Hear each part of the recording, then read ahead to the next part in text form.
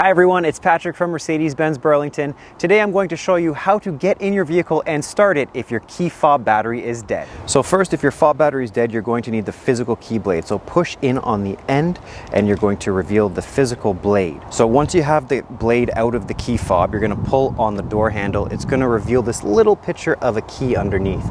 Right there is where you insert the key blade into the door all the way.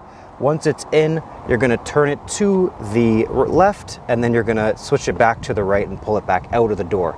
Once you pull it out of the door, the vehicle will be unlocked and you can get inside.